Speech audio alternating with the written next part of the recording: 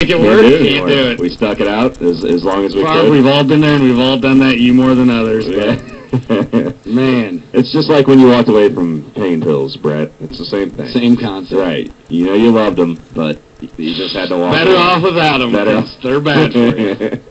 Absolutely. They're good for pain, but they're not good you shouldn't party on them. Yeah, it's not for partying. Your doctor doesn't give you a can of Vicodin like, all right, now go to the bars and drink when you take these. Right. You really won't feel that backache. Unbelievable. So Brett Favre hanging it up at what, 38? 38 years old. Best season in 4 or 5 years, and it depends on how you look at it. His completion percentage, the highest of his career. Yeah, that last season. I mean, statistically, it was off this. I think he needs to actually probably get checked out for steroids. Obviously. Oh, come on. Hey, 4 bad years, decided to just juice it one last hurrah, go for the bowl. No, Roy. Feeling some pressure, decides to retire with the Roger Clemens thing. Brett only needed bourbon and Vikes. Bourbon and Vikes. You know what I mean? Yeah, he was good. He didn't need any roids. I don't know. This is sad a little bit to me. When you told me, I was like, yeah, right. Because I thought hard to believe. Things that I thought for sure would happen in the offseason in the NFL this year would be Moss going back to the Patriots and Favre coming back to the Packers. That's it. The Moss thing happened. Yeah. Well, I mean, Tom Brady knew that was his meal ticket to 50 touchdowns a year. Oh, yeah. You know what I mean? And Randy had the best statistical touchdown catch season in the history of the NFL. Why wouldn't you come on back? It is true. He had 11 touchdowns in Oakland in 2 seasons. He had 12 more this year than 2 years in Oakland. You saw that stat. You saw on ESPN where they were putting all the numbers. Math. Okay. Well, what happened? They it's everything. It's like he scored so many more touchdowns in the one season, but he also matched. And he was just his yards, and his receptions, everything. In this 1 year, he did better than he did in the last 2 seasons combined. And that's the thing. The Patriots had to let him. They couldn't franchise him. They had to let him get out there and feel the waters and have ludicrous conversations with Dante Culpepper about finishing what they started. Never. Easy, boy. Yeah, that was never going to happen. That's not going to happen.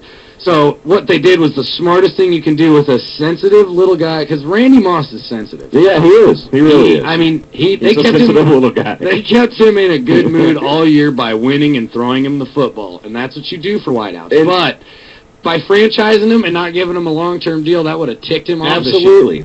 And I said that right on here. I said, well, of course they didn't franchise him. They're not going to franchise him. They want to sign him. They want to give him a contract. They're not trying to. They knew they were going to get him at a certain amount, and I heard the original amount was 3 year, $20 million. Now it's $3 million, or 3 year, $27 million. Yeah, 3 years, $27 million. So they even, the Patriots aren't big spenders, but come on. When That's pretty good. You took Tom Brady, he's already won 3 rings before Randy Moss, and was already discussed as being one of the greatest of all time. Yeah, and the best looking. Right. Most ruggedly handsome. I wish you wouldn't talk about it, because I will get so... You kind of have a Tom Brady hat going for you today. I got a little bit chin, but I got a little bit of a baby masculine face. You have to buy chins like that. You can't they're not just... Tom Brady is the most handsome man ever. Well, I mean... And Eric and I are very happy. We are... High-fiving, beer drinking, straight as an arrow. Jump shooting, slap-shotting. We love sports. I love sports. Love sports. I like beer. I like darts. I like punch people in the face. Bro. Totally not gay, but Tom Brady. That's a good-looking man. I want to get an I Heart Tom Brady t-shirt with this picture on it. I want Tom Brady. I want to have Tom Brady's baby. All right, there it is. There it is. That way I don't have to keep naming things. Just putting it out there. I want to share a glass of Merlot with Tom Brady. A glass of Merlot. Yeah, and maybe some sort of cigar. The thing about Tom Brady, when he first started and he was getting all the, all the press and all the making such a big stir when he first started, I didn't like him. I was like, what? Who is this guy? He's overrated. And, why is everybody calling him Joe Montana in his third year in the league? But now I'm like, dude, he's the best. Not only is he the best looking.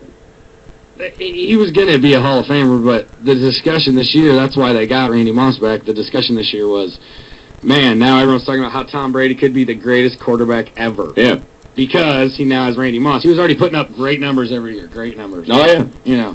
He's got 3 more years of Randy. Went so far as to say he goes where Randy goes, and he's already won 3 titles without Randy in New England. They're going to get one. They'll get one. And, dude, it's next year. You know, I do think, though, they are going to have to bring in somebody because it is, as much as people kind of bang on Dante Stallworth and how he's not really that important, he only caught 3 touchdowns. Right. He attracts a lot of attention because he's a deep threat. He's a burner. He's a fast guy. Yeah. And you got to watch for that, that long ball over the top. Well, and it really opens it up for Wes Welker on the inside, having guys like Moss and Stallworth on the outside. Wes Welker, catches 112 balls. I think that has something to do with Dante Stallworth. You look and see what Braylon Edwards did this year with just Joe Version on the side. Now you put Dante Stallworth. This is where you see how good Dante Stallworth is. If he goes over there and increases Braylon Edwards' stats with Derek Anderson, you know what I mean? Because he's another legit deep threat. Absolutely.